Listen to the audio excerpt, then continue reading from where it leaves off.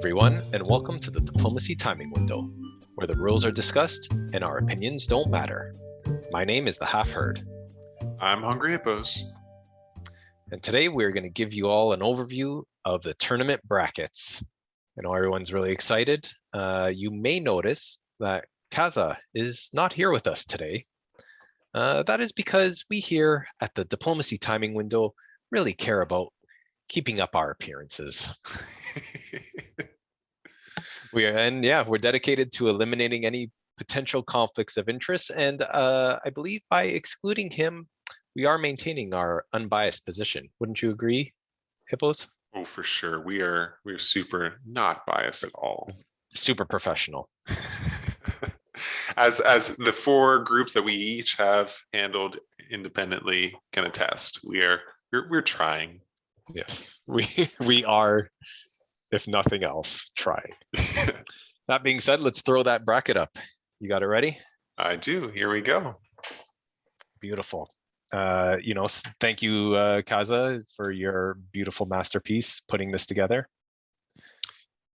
Yes, his little logos for each factions are kind of like the finishing touch that makes it nice. So anyway, key things to look at here. Let's look at game one. Only one ban, Jolnar. Not surprising. Game two, we got the one ban of Sar. Yeah, again, not surprising. And the faction picks, also not surprising. Yeah.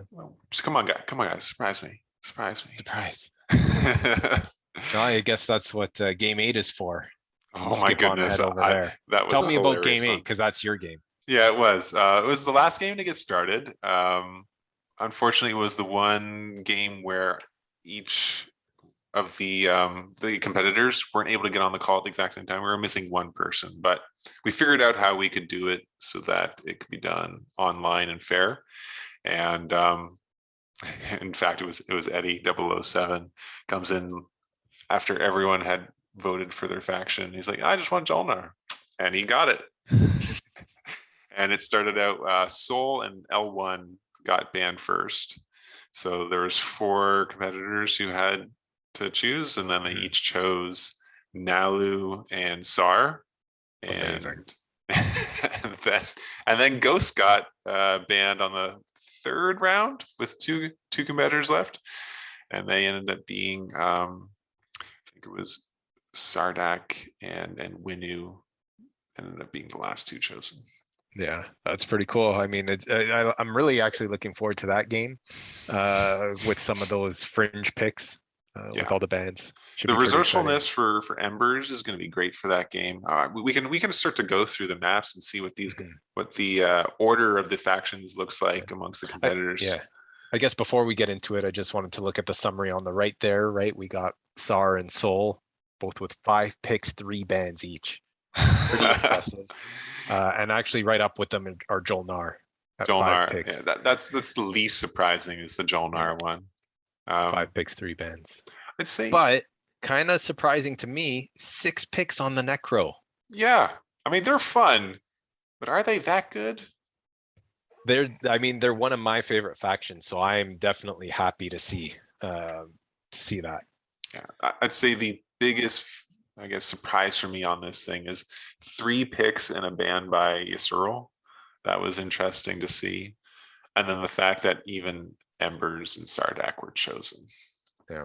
5 Lizix L1Z1X picks there. That surprised me a bit too. They're definitely not a weak faction, but that's a lot of representation. And we have to reiterate, most of these competitors did not know what their other competitors were choosing, so people chose L1 first, and I get that's somewhat surprising. Yeah, no, it's a smart move, I think, too, right? And I guess what you don't see here is the 2 buys that will be in the semi. You'll see them in the semifinal, and that's Cornet and Fingolfin. Is it Cornet or just Corn? I believe he prefers to go by Cornet. Yeah. I always call him Corn. Previous episode podcast. All right, on to the mappage. Here we have. Yeah, let's take a closer look here. The Twilight Wars prelim game number 1.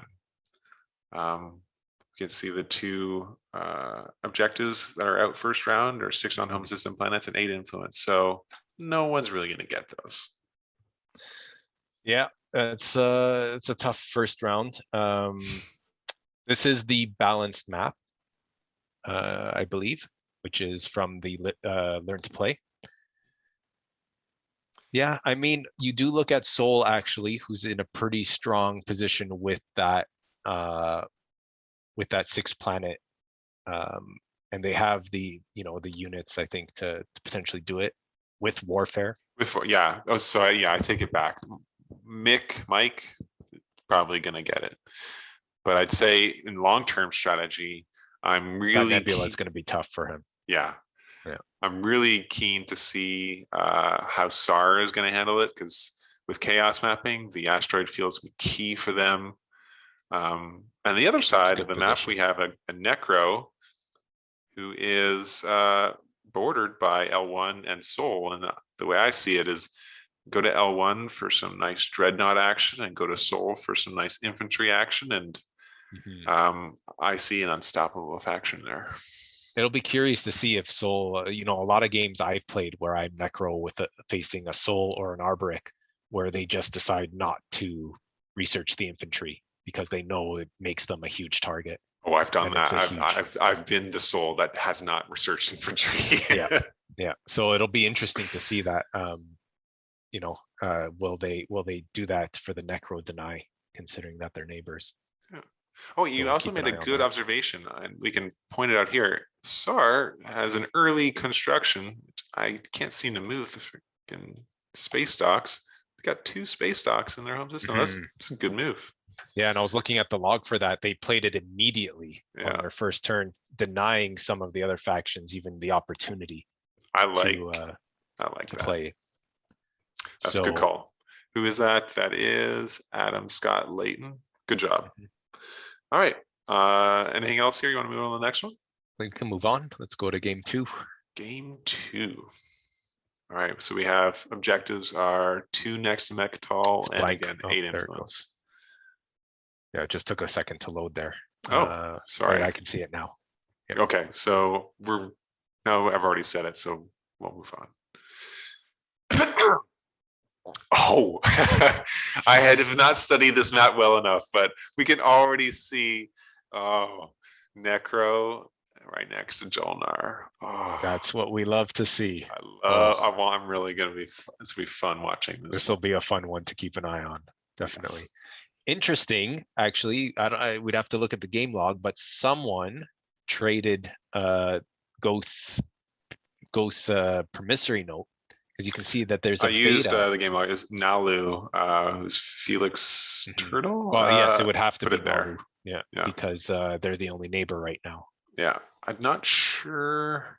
I wonder whose benefit that's for, right? Because he's got his own beta right next to Mechatol. Is Nalu thinking to go through, or is that to help the ghosts? So that's an interesting play. What do you think about that? I've played Felix Turtle. He is aggressive, if I remember correctly. So he might be looking to utilize it himself, you think? It's potential. I mean, Necro doesn't start out great, but I don't know. It's a small system. It's the Tiba system. It's a blue tech. I don't know. Yeah. It was an interesting choice. Maybe there was another deal in the background where Ghost wanted to get over there. I mean, they'll have another beta somewhere. Actually, no, that's not possible. Sorry. I was mistaken. Yeah, unless they're going to get the alpha put somewhere close by later so that they can get the access through their slipstream.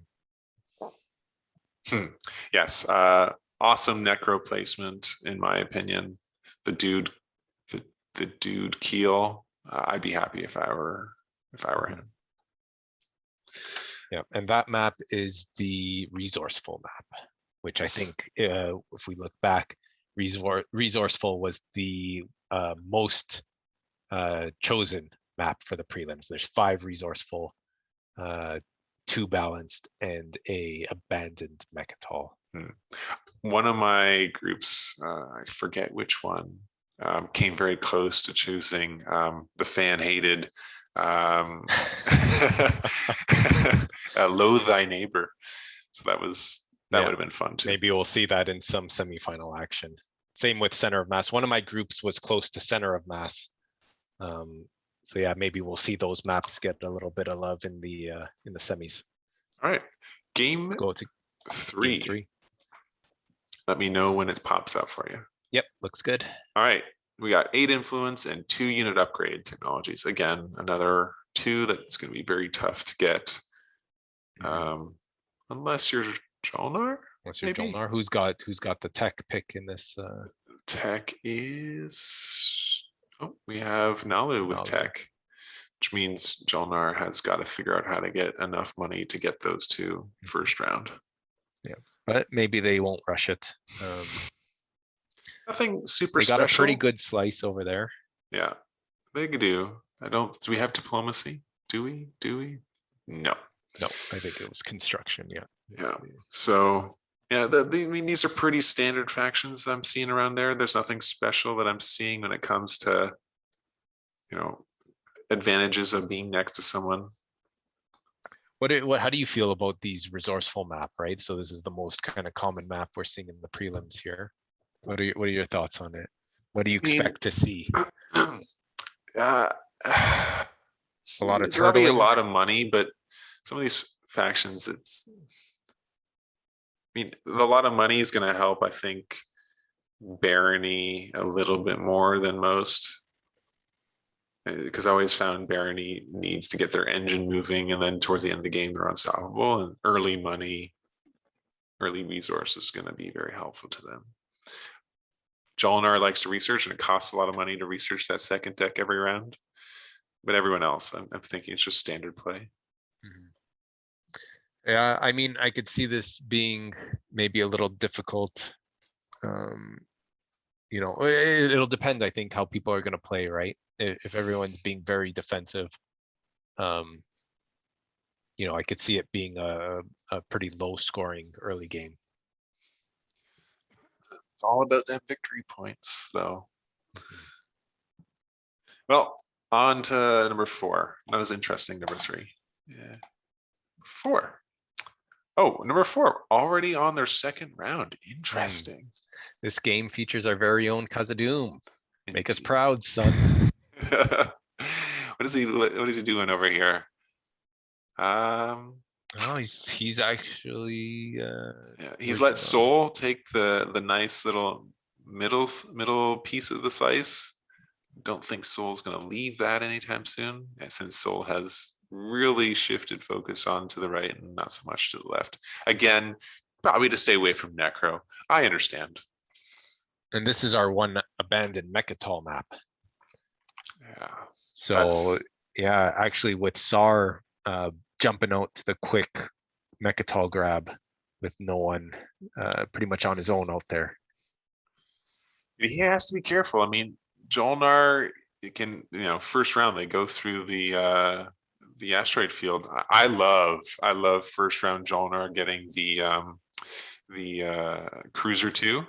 Yeah, I've seen you do that. Immediate go straight there. If not for I think the supernova there had been 1, 2. Yeah, it would have been good I always like getting Mechatol first round as Jolnar, but with them, they always are very threatening to just take your home system. Now, I guess Sar doesn't really care, but Sar spreads themselves thin. They're next to Nalu. It's gonna be fun. But Sar has a pretty good pretty good slice hold right there. I think you said this one had a early reactor meltdown. Oh yeah, I saw it recently. Yeah, reactor. So Sar has their reactor done. Okay, here we go. I think it's currently in play, right? So it hasn't resolved yet. I wonder if anyone is going to pay for a sabotage. Yeah, how many cards does Sar have? I don't think we're going to see anyone else helping him. 3 cards. It's too early, so I don't even. I'd be surprised if there was a sabotage out there.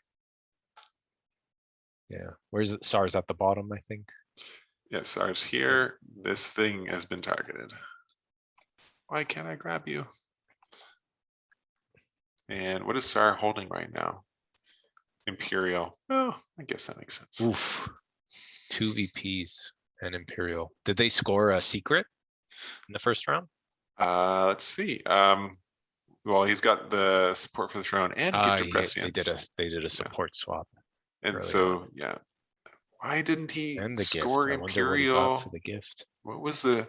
Did Sar get Mechatol Rex this Yes. round? Yes. Okay.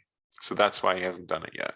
Yeah. But that was a good call on Sar to grab that that gift of prescience. I don't know what Kaza was thinking. Oh, I hope he's got some master plan. Yeah. All right.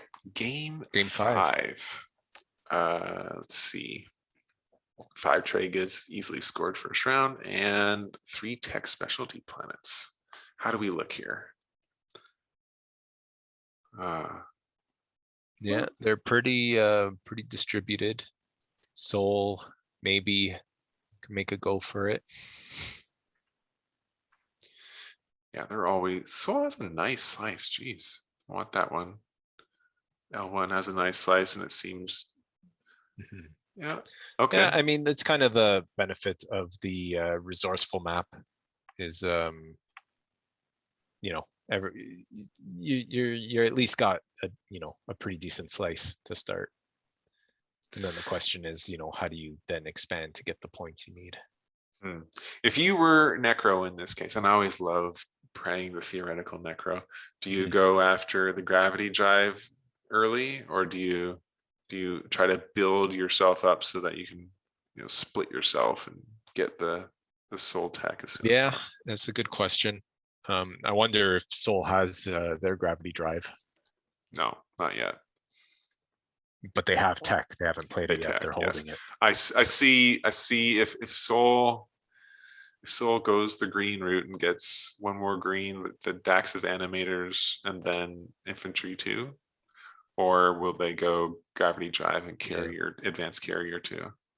Again, it's a good question, but with the Necro right beside them, that's always kind of the interesting question, right? Do you get the infantry upgrade when you're right beside a Necro? So I mean, I could see them probably going for gravity drive, right? They may be trying to stall out tech to get gravity drive later in the round. Do they have? Or maybe they'll just go for the safe Abyss Freya. Yeah, I mean, I would definitely do that first if I were them. Yeah. Bring some more fighters with me. It's always nice to have a secure slice and then start dealing with what you need to. And within that time, you could probably pull a trade or diplomacy. Diplomacy hasn't been pushed yet. So yeah, you definitely want those planets as soon as possible. All right. All right. Game 6. Thank you for not naming it what you should, but maybe that was my mistake for not giving that instruction.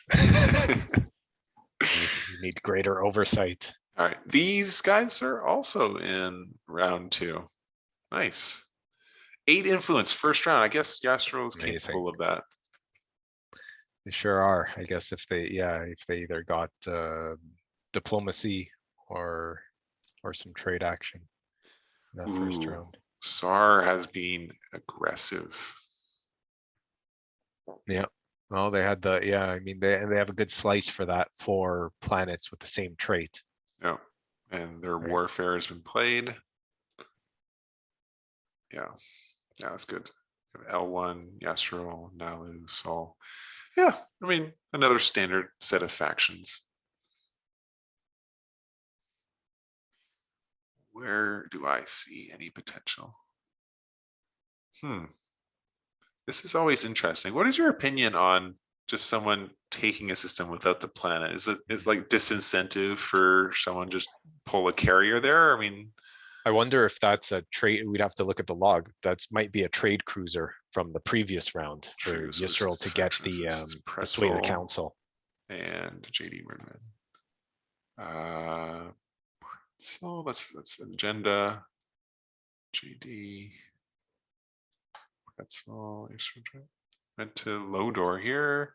After Lodor, we had Pretzel. Yeah, they exchanged commodities.